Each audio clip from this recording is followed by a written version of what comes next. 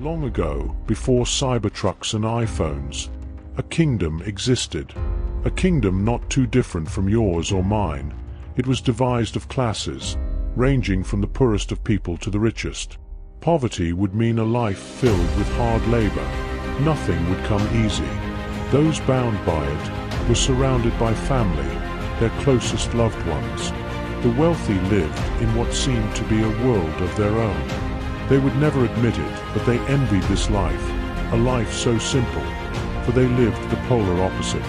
Surrounded by leeches, tied by blood, living a life of wealth was a trade-off. The wealthy lost their humanity and lost the moral compasses that guided them so. This nation had been run by those same people who had lost touch with themselves all but so long ago, all for the price of security. What they don't know is that nobody is safe in the kingdom, from the richest noble to the poorest peasant. No one who dared tread on the land of Erisville would know peace. With rules so strong, only ruin may follow.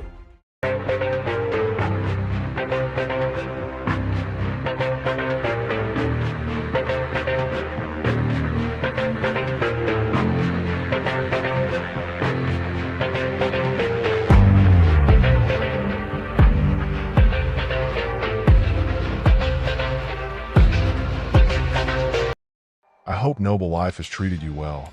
Your serfs have brought this kingdom much fortune. By the looks of it, your family isn't too bad off either.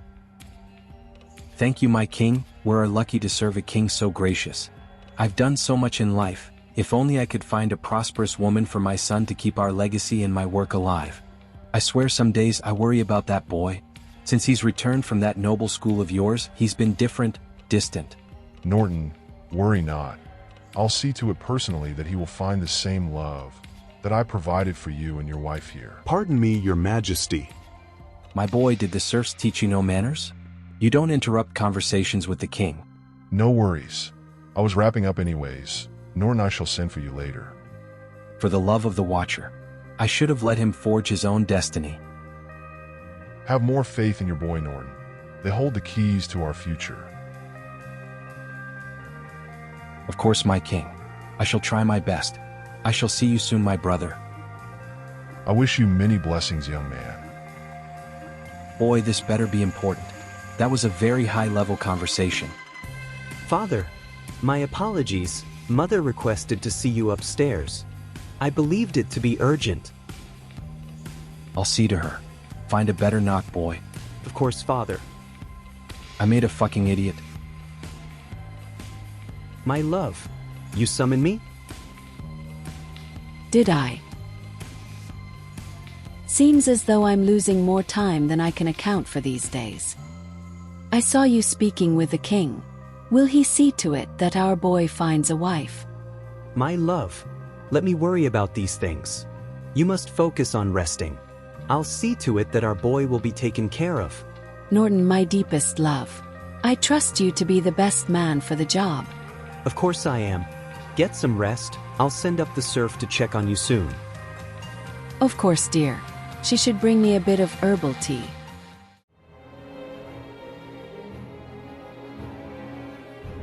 My queen, My king. I spoke with Norton today. I think he's more worried about the transfer of power than I am. He doesn't believe that Sergio is fit to carry the family name. Dear, I raised our boys to be fit for this crown. You have nothing to stress about. Our children are tyrants. They share none of our values.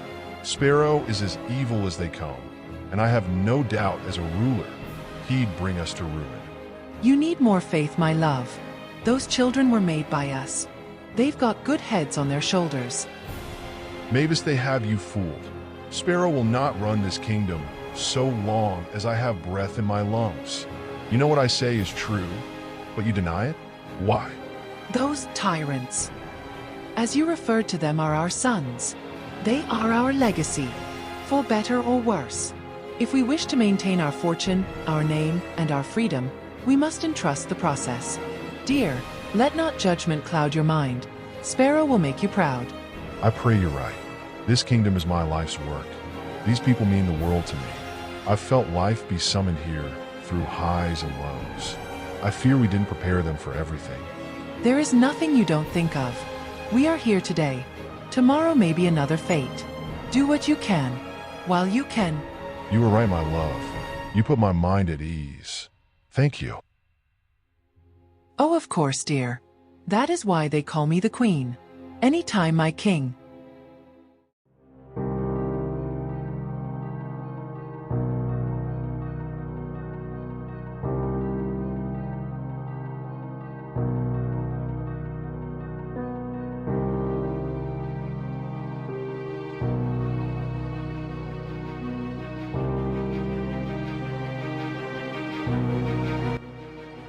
What the hell? Get the hell out of that bed now. You filthy serf. You have the audacity to sleep in royal beds. Oh my. The king has My been far queen. too nice. I will not have it. My apologies, Your Majesty. Please bear mercy. I've been working so hard. You call this hard work? Allow me to read You it might today. as well burn those sheets. I can't believe this. If my son were king, you'd be sorry. My husband has given you peasants too much freedom. Your Majesty. You are here I to am work, so sorry. not sleep. It will not happen I again. certainly would hope not. Please go. If it were up to me, you'd be bound, beat and left to rot. You should be with your people back in the slums. You filthy serf. Get back to cleaning my house. If that be your will, my queen. Demertha, dear, where are you? I am in here. Is everything in order? Everything must be perfect. First impressions are everything, my darling. Yes, ma'am. I'll be working on lunch in just a moment. Splendid. I'm so excited to have my new sister-in-law by. Did you know she is to be the next queen of the land? No, I had heard no such mention. Well, now you know. I intend on befriending her. It wouldn't hurt to have the queen's favor. Of course, madam. This evening shall have no hiccups. Demertha, dearest, you have a very can-do attitude. I'll have to make you my maid, if we ever leave his parents' home. Thank you, madam. I shall let you know when the queen-to-be has arrived. That is perfect, dear. Thank you. Mother, father. An invitation to an empty home, typical. Welcome home, Katerina. We've been expecting you. Mother and father seem to be away. Just who was expecting my arrival? Your mother and father set up a lunch for you. Your brother is to marry and his wife wishes to establish a bond. She awaits you in the dining hall. How thoughtful of her. I'd be lying if I didn't say I'm a tad shocked. My brother and I haven't spoken since father outright handed him the estate without a second thought. Oh yes, I'm all too familiar. Things have been so dark since you left. I'm sure he's kicking himself in the ass now, with you preparing to take the throne. Demertha, how do you hear? The press has been forbidden from covering any gossip surrounding the royal succession. The slightest peep could have one cast back to the slums. Well, I'm not sure how long your newfound sister will last here then. Nonetheless, this is terrific news. Aren't you excited to be marrying a prince? You're about to have more wealth and power than anyone could imagine. I'd say things are looking up. Well, we did some schooling together, and his heart is so sweet. I question, though, how it may sway for the kingdom. As excited as I am to bring change, my mother had this all planned out before I was born. It just feels like I'm continuing on this path that's been set. Walking aimlessly, hoping for the best, yet expecting the worst. Katerina, you have nothing to worry about. You heard yourself, you were made for this. I know you'll bring great change to this kingdom. With you in the royal castle, the kingdom can feel ease knowing the king has such a graceful queen by his side. Demertha, you have such a way with words. I only hope I can live up to them. So, this sister-in-law. Oh yes. We shouldn't keep her waiting. Be warned, she's quite the gossip. Right.